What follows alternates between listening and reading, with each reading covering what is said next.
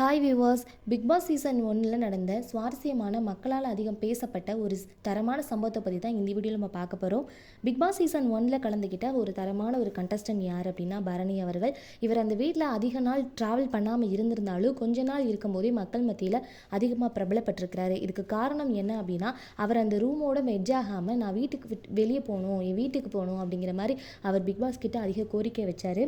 என்னால் இந்த ரூம்மேட்ஸோட என்னால் ட்ராவல் பண்ண முடியல, இங்கே இருக்கிறவங்க எல்லாமே என்னை தனிச்சு வச்சு பார்க்குறாங்க, ஸோ நான் வெளியே போகணும், அது மட்டும் தான் அவருடைய தீமாவே இருந்துச்சு. மக்கள் அவரை வந்து ஓட் பண்ணி அதே வீட்டில் கண்டினியூ பண்ணணும் அப்படின்னு நினச்சிருந்தாங்க. பிக் பாஸும் அதே தான் யோசிச்சாரு. நீங்கள் இங்கே ட்ராவல் பண்ணணும் அப்படிங்கிறதுக்காக வேண்டி அதே வீட்டில் தக்க வச்சுட்டு இருந்தாங்க. பட் பரணி அவர்கள் அதுக்கு ஈடு கொடுக்கவே இல்லை. ஒரு கட்டத்தில் பிக் பாஸோடைய அறிவுரையை கேட்டு அதே வீட்டில் ட்ராவல் பண்ணலான்னு சொல்லிட்டு எக்ஸசைஸ் பண்ணுறது, வாக்கிங் போகிறது அப்படின்னு சொல்லிட்டு தன்னுடைய கான்சன்ட்ரேஷனை வேறு பக்கம் திருப்பி அதே வீட்டில் ட்ராவல் பண்ணார். பட் இருந்தாலும் அந்த ரூம்மேட்ஸ் எல்லாமே ஒரு டீமாக சேர்ந்துட்டு பரணியை தனித்துவம் படுத்தினது வந்து அவருக்கு அதிக ஸ்ட்ரெஸ் ஆக்கி அவருக்கு தலைவலி வந்து உடல் ரீதியாகவும் மன ரீதியாகவும் அதிகமாக பாதிக்கப்பட்டார்.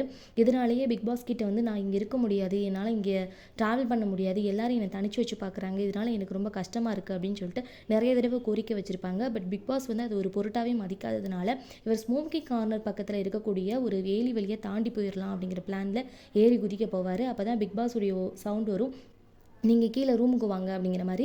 இதை பார்த்துட்டு ஹவுஸ்மேட்ஸ் யாருமே அவர் போகிறத தடுக்கவே மாட்டாங்க. போனால் போகட்டும் அப்படிங்கிற மாதிரி தான் இருக்கும். நீங்கள் இவர் சீன் கிரியேட் பண்ணுறாரு, சிம்பத்தி கிரியேட் பண்ணுறாரு, இந்த வீட்டிலே இன்னும் அதிக நாள் இருக்கிறதுக்கான ஒரு ஸ்ட்ராட்டஜி தான் இது அப்படிங்கிற மாதிரி தங்களுக்குள்ளேயே பேசிக்கிட்டாங்க.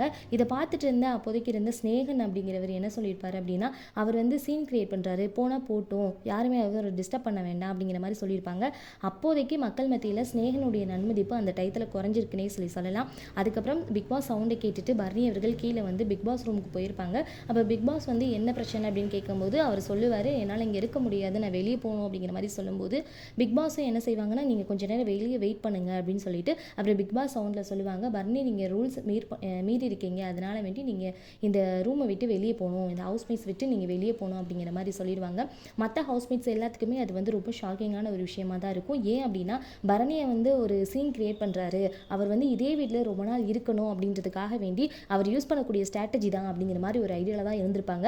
ஆனால் பரணி உண்மையிலே இந்த வீட்டை விட்டு வெளியே போகணும்னு விருப்பப்பட்டு தான் இதை வந்து செஞ்சிருக்கிறாரு அப்படிங்கிறது அதுக்கப்புறம் தான் தெரிய வந்திருக்கும். இவர் வந்து பிக் பாஸ்ட்டை ரொம்ப தேங்க்ஸ் சொல்லிட்டு அங்கேருந்து லக்கேஜ் எல்லாம் எடுத்துகிட்டு கிளம்பும் போது அவருடைய முருகன் ஃபோட்டோவும் எடுத்துகிட்டு போவார். இது அந்த டயத்தில் மக்கள் மத்தியில் ரொம்ப எமோஷ்னலான சீனாக இருந்துச்சு. வெளியே போனதுக்கப்புறமா மக்கள் மத்தியில் நீங்காத இடம் பிடிச்சவர் பரணி. சீசன் 1 வினர் பரணி இல்லாமல் இருந்திருந்தாலுமே மக்கள் மத்தியில் இன்னும் பேசப்பட்டுட்டு நினைவை பெற்றவர் பரணி அவர்கள். ஸோ இந்த வீடியோ உங்களுக்கு பிடிச்சிருந்துச்சு அப்படின்னா மறக்காமல் லைக் பண்ணிடுங்க. இதே மாதிரி மோர் வீடியோ உங்களுக்கு தேவை அப்படின்னா சப்ஸ்கிரைப் பண்ணிக்கோங்க, கமெண்ட் பண்ணிடுங்க. தேங்க்யூ.